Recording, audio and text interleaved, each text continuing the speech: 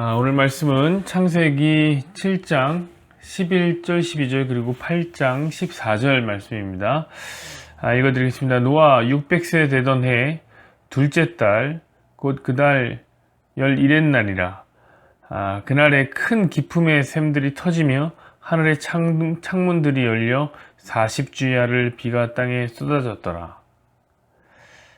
둘째 달 21날에 땅이 말랐더라. 아멘. 오늘 이 말씀을 중심으로 해서 별거 아닌 사명이라는 제목으로 함께 말씀을 나누겠습니다. 여러분, 사명이라는 말은 별거 아니다 라는 수식어와는 참 어울리지를 않습니다. 사명이라는 말에서의 명자는 무슨 명자냐면 목숨 명자입니다. 그러니까 사명은 목숨 걸고 해내는 일이죠. 그런데 별거 아니란 말을 거기다가 어떻게 붙일 수가 있습니까? 사명은 매우 중요한 것입니다. 더욱이 이 사명이 기독교에 오면 더욱더 중요한 의미를 갖게 됩니다. 그것은 신적인 사명이 됩니다. 하나님 우리에게 일을 맡기시거든요. 그러니까 우리가 맡은 그 일은 하나님의 일입니다.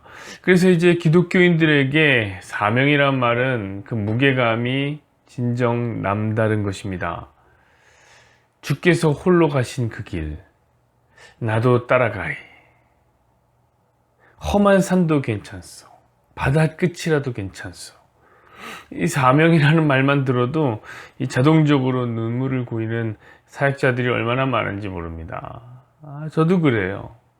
맡겨주신 그 사명을 생각하면 참으로 가슴이 먹먹해집니다. 눈물이 납니다. 자, 하나님은 노아에게 이런 사명을 주셨습니다. 지대한 명령이 노아에게 주어졌습니다. 노아의 홍수 사건에서 하나님이 노아에게 말씀하시는 장면이 나오는데 몇 번 나오는지 혹시 아십니까? 여러분, 이렇게 물으면요, 대충 의미 있는 숫자를 얘기하면 돼요. 3이나 7이나 10이나 이런 숫자를 떠올리시면 됩니다. 그 4번 정도 이렇게 말씀하지 마시고 아주 의미 있는 숫자를 떠올리시면 되죠. 몇 번 주어지냐면 7번 주어집니다. 하나님은 노아에게 7번 딱 명령하십니다. 참 묘한 숫자죠. 하나님은 완전한 숫자로 노아에게 지금 말씀하셨습니다. 이것은 이 사명의 무게가 얼마나 무거운 것인가를 설명하는 또 다른 차원의 이야기인 거죠. 여러분, 이 사명의 내용이 무엇입니까? 이 사명의 내용은 코로 숨쉬는 모든 생명을 그 종류대로 보존하라는 거예요. 우리 읽지 않았지만 창세기 6장 19절에서 20절에 한번 이렇게 써 있습니다. 혈육 있는 모든 생물을 너는 각기 암수 한 쌍씩 방주로 끌어들여 너와 함께 생명을 보존하게 하되 새가 그 종류대로, 가축이 그 종류대로, 땅에 기는 모든 것이 그 종류대로 각기 둘씩 내게 나오리니 그 생명을 보존하게 하라. 그렇습니다. 이 세상은 이제 그 죄악으로 인해서 심판을 당하게 될 것입니다. 인간의 죄는 반드시 심판을 가져옵니다. 인간의 지배를 받았던 동물들도 심판을 면할 수는 없었습니다. 아무쪼록 코로 숨을 쉬는 모든 동물들은 생명을 잃을 위기에 처했습니다. 하지만 아주 망하지는 않을 것입니다. 인류가 멸망하는 순간에도 하나님의 생명의 씨앗, 이것이 남겨집니다. 세상이 심판을 받을지라도 보존해야 하는 생명의 종자를 남기시는 것이 우리 하나님이시죠. 여러분, 그 시드 볼트라고 혹시 들어보셨습니까? 아십니까?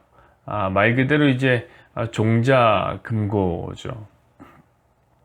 이 금고는 뭐냐면 인류가 멸망하게 될 때를 대비한 이 금고입니다. 혹시 이제 멸망 가운데 몇몇이 살아남게 될까봐, 살아남게 되면 인류가 요즘에 아주 환경 문제나 이런 것 때문에 인류가 멸망할까봐 걱정이 아주 많습니다. 그래서 이제 세계 지도자들은 이 종자 금고, 시드 볼트를 만들었습니다. 그래서 지하에 구멍을 팝니다. 지하 40m 파 들어갑니다. 영하 20도의 적절한 습도를 유지합니다. 그래서 다시 번영할 인류의 식량을 보존하기 위해서 만들어 놓은 게 뭐냐면 바로 이 시드 볼트입니다. 여러분, 시드 볼트가 전 세계에 2개 있는데요. 그 중에 하나가 어디 있는지 아십니까? 우리나라에 있어요. 혹시 아셨습니까? 저 경상북도에 가면 있습니다. 종자은행이. 봉화에 이 금고가 있습니다. 봉화. 또 다른 건 뭐 노르웨이에 있고요. 이를 준비하는 과학자들의 마음은 참으로 그 각오가 남다릅니다. 얼마나 비장한지. 그래서 이 금고의 또 다른 이름이 뭔지 아십니까? 최후의 날 저장고입니다. 최후의 날 저장고. 현대판 노아의 방주에 비교되곤 하는 것입니다. 여러분, 생명을 남긴다는 것은 이렇게나 중요한 일입니다. 근데 노아는 지금 식물 종자를 남기는 일을 한 것이 아닙니다. 어쩌면 그것보다 더 막중한 임무를 맡은 것이죠. 사람의 종자를 남기는 일입니다. 휴먼 볼트죠. 그뿐입니까? 살아있는 모든 동물을 남기는 일도 한 것입니다. 여러분, 그의 임무가 얼마나 지엄합니까? 참으로 위대하고 의미 있는 일입니다. 그러니 이런 일에 나서는 노아의 마음은 어떤 것이었을까요? 마치 예전에 그 영화 아마겟돈에 나오는 브루스 윌리스처럼 이 지구를 구하는 용사의 마음이었을 겁니다. 제가 꼭 이런 예를 들면 아저씨 소리를 들을 수 있어요. 너무 오래전 영화를 예를 들었어요. 바꿉니다. 다른 예를 들면 영화 어벤져스에 나오는 세상을 구하는 아이언맨처럼 그 비장함을 엿볼 수 있게 됩니다. 그게 노아의 마음이었어요. 자, 노아가 600세 되던 날, 600세 되던 해 2월 10일에 모든 살아 숨쉬는 생물들은 방물로 이 방주로 승선을 하게 됩니다. 그리고 정확히 그 일주일 후 2월 10일에 방주로 승선하게 되고 2월 17일에 비가 쏟아지기 시작합니다. 11절 보시죠. 12절까지 노아가 600세 되던 해 둘째 달 곧 그 달 11날이라 그날에 큰 기품의 샘들이 터지며 하늘의 창문들이 열려 40주야를 비가 땅에 쏟아졌더라. 엄청난 비가 내리기 시작합니다. 온 세상을 다 뒤엎는 역사에 다시 없을, 2번 다시 없을 강력한 홍수가 시작된 겁니다. 이 40주야를 비가 쏟아집니다. 40일 낮밤 동안에 계속 비가 옵니다. 비만 쏟아져서는 이 세상을 못 잠그죠. 못 덮죠. 어떻게 될까요? 땅 아래서 깊은 샘이 터지기 시작합니다. 그리고 하늘의 물층이 그냥 쏟아 부어졌습니다.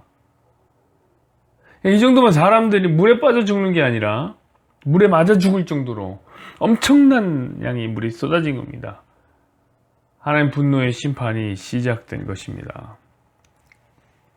그리고 노아가 601세가 되던 601살이 되던 해 2월 27일에 땅이 완전히 마르게 되는 겁니다. 601년 첫째 달 곧 그 달 초하룻날에 땅 위에서 물이 거치는지라 노아가 방주 뚜껑을 젖히고 본즉 지면에 물이 거쳤더니 둘째 달 21의 날에 땅이 말랐더라. 노아의 사명이 끝이 나는 지점입니다. 온 땅을 다 덮었던 물이 드디어 말랐습니다. 382일 2월 10일부터 시작해서 2월 17일에 끝난 이 382일, 이것은 하나님이 세상을 심판하는 시간이었습니다. 그리고 382일, 이것은 노아가 방주에 머물렀던 시간입니다. 382일, 그래서 이것은 노아가 사명을 다했던 시간입니다. 이 무슨 사명입니까? 무릇 생명 있는 것들을 그 종류대로 다 보존하라. 그럼 노아는 382일 동안 구체적으로 무엇을 했을까요? 그 안에는 많은 이야기들이 있을까요? 천일야화처럼 신비한 아라비안 나이트가 그 안에 들어있을까요? 그런데 아닌 거예요. 382일 노아는 무엇을 하였냐면 밥을 주고 똥을 치웠습니다. 다른 게 한 게 없어요. 여러분 한번 생각해 보시죠. 그 방주 안에서 도대체 무엇을 할 것이 있습니까? 전기가 있어서 뭐 넷플릭스를 볼 수가 있습니까? 아니면 불 켜놓고 뭐 책이라도 볼 수가 있습니까? 아무것도 없어요. 비가 오니까 밤낮으로 오니까 온통 깜깜했을 거예요. 그 비 안 맞으려고 지붕 다 덮어놨죠. 완전히 지붕 다 씌워놨죠. 그럼 방주 안은 암흑 그 자체였을 거예요. 거기서 뭐 해요? 때 되면 밥 주고 똥만 치웠습니다. 캄캄한 암흑 속에 동물들이 시끄럽게 우는 소리와 동물들이 풍기는 냄새로 가득 차 있었을 것입니다. 문을 못 여니까 환기도 못 시키고 코는 마비됐고 귀에는 이명이 들릴 정도로 시끄럽게 방주 안을 울렸을 것입니다. 동물들이 울어대는 소리가요. 그 안에서 노아는 하나님이 준비하라고 하신 먹이를 주는 일을 했을 것이고 동물들은 먹으면 싸기 때문에 똥 치우는 일까지 도맡았을 겁니다. 그 일을 며칠 동안 한 거예요? 382일 동안 계속했습니다. 하루만 먹는 거 아니죠? 매일 먹고 매일 쌉니다. 밥을 주는 노아라는 아버지는 남이 싼 똥을 치우는 일까지도 서슴지 않고 도맡았습니다. 사랑하는 여러분, 그거 아십니까? 노아가 수행한 하나님의 사명은 바로 이것입니다. 진짜 별거 아닌 일을 했죠. 그저 먹이고 치우는 것 뿐이었습니다. 그럼 노아가 얼마나 당황했을까요? 내가 이제 이러려고 방주를 만들었나? 내가 동물들 똥이나 치우려고 방주를 그렇게 오랫동안 70년이 넘는 기간 동안에 내가 만들었나? 하나님께 원망의 기도를 했을 수 있었습니다. 저 같으면 그 안에서 폐소공포증에 걸려버렸을 거예요. 방주는 어쩌면 저의 트라우마가 됐을 것입니다. 그럼 노아가 이 방주에서 나오자마자 무엇을 하냐면 술주정을 부리게 되는데 저는 그게 이해가 돼요. 그의 별것 아닌 사명이 내가 이런 일을 하려고 했나? 노아를 술주정하게 만든 장본인이었습니다. 여러분, 그런데 이런 별거 아닌 사명은 노아의 것만은 아닙니다. 성도는 누구나 다 사명을 부여받습니다. 저만 받는 게 아니라 여러분도 사명이 있다고요. 우리는 우리 사역이 무게감이 있었으면 좋겠고 화려했으면 좋겠고 이 대한민국을 품을 만한 아주 큰 사역이었으면 좋겠습니다. 하나님, 내게 세상을 품고 매진할 수 있는 하나님의 사명을 주십시오. 뒤도 돌아보지 않고 전심전력할 수 있는 주의 영광의 임무를 저에게 주십시오. 누가 주를 위하여 갈고 이런 거 묻지도 마시고 따지지도 마시고 그런 일 있으면 저를 보내주십시오. 우리 이렇게 기도합니다. 그리고 우리가 하게 되는 일은 무엇입니까? 주차 봉사예요. 식당 봉사예요. 때로는 애들 수련회 가는데 운전해 주는 거고 교회 청소할 때 열심히 하는 거예요. 여러분, 저도 목회를 하면서 대단한 사명감을 갖고 위대한 가슴을 품었습니다. 근데 제가 목회를 하면서 제일 많이 한 게 뭔지 아세요? 악기 세팅하는 거예요. 세팅하고 해체하고 그걸 20년째 하고 있다고요. 지금도 하고 있습니다. 안 할 줄 알았어요. 나이 들면 안 할 줄 알았어요. 근데 하고 있어요. 여러분, 그럼 꼭 교회 일만이 우리의 사명입니까? 아닙니다. 가정을 세우는 사명은 어떤가요? 우리는 가정을 세우는 사명을 맡았습니다. 그럼 이런 일을 해야 돼요. 음식물 쓰레기 시키지 않아도 버리고요. 쓰고 난 물건은 제자리에 딱 갖다 놓는 거예요. 치약은 끝에서부터 짜서 쓰고요. 화장실에서 남자들은 서서 일 보지 않고 앉아서 일 보는 것이 사명입니다. 여러분, 그런 사소한 일들이 가정을 세우는 일에 될 때가 참 많이 있기 때문에 그렇습니다. 자녀를 키우는 부모들의 사명은 무엇인가요? 이건 아이들과 놀아주는 거예요. 놀아주는 거. 그리고 알아듣지도 못하는 아이에게 성경을 읽어주고 성경 동화도 읽어주는 거예요. 그리고 실제로 우리 부모님들은 노아처럼 먹이고 똥 치우는 것도 해야 돼요. 여러분이 아무리 어떤 좋은 대학에 나왔건 어떤 좋은 직장을 다니던 그건 상관없어요. 그래도 그냥 기저귀 갈고 젖주고 해야 합니다. 그저 아이가 흘린 침과 음식물에 번복된 티셔츠를 입고 아이를 안고 하나님께 도와달라고 간절히 우는 거, 그것이 우리에게 맡겨진 사명입니다. 여러분, 사실 이런 것들은 사명이라고 하기에는 별거 아닌 것입니다. 별거 아닌 것 같아요. 근데 별거 아닌 것 치고는 스트레스를 참 많이 받죠. 우리가 일에 꾸준히 하기는 더 어렵습니다. 하지만 이것이 우리에게 맡겨진 하나님의 일이기 때문에 우리는 꾸준히 해야 합니다. 언제까지요? 하나님이 그만해라 라고 말씀하시면서 비 그치실 때까지는 계속해야 되는 거예요. 여러분, 노아도 언제까지 하는지 알고 한 거 아니에요. 비 그치고 땅이 마르고 났더니 이게 382일이 지났구나 이렇게 된 거죠. 여러분, 우리가 살다 보면 우리 맡은 사명이 별거 아닌 것 같아서 정체된 느낌을 받을 때가 있게 됩니다. 야, 내가 이런 일을 하려고 하나님께 부름을 받았나? 여러분, 만약에 여러분이 그런 느낌을 받았다면요, 제가 확실히 보증하겠습니다. 그 일을 꾸준히만 하고 있다면 여러분들은 진짜 잘 가고 있는 것입니다.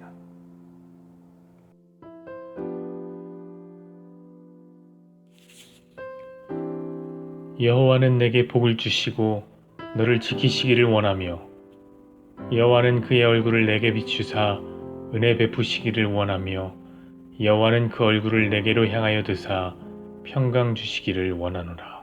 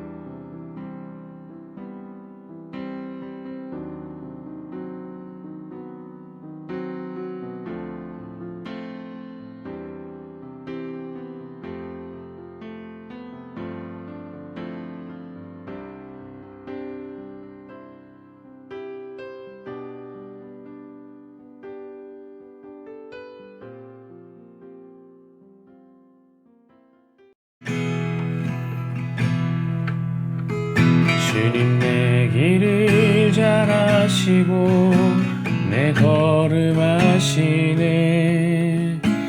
어둠에서 빛을 내시는 그분을 믿네. 무엇으로 주를 섬길지 어디로 가야 할지 헤매이는 나를 아시고 길을 여시네. 한 번 더 주님 내 길을 잘 아시고 주님 내 길을 잘 아시고 내 걸음 아시네. 어둠에서 빛을 내시는 그분을 믿네.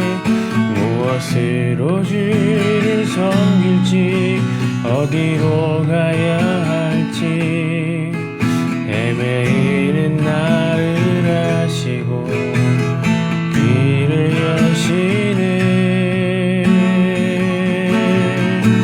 내 삶은 주의 것, 내 삶은 주의 것,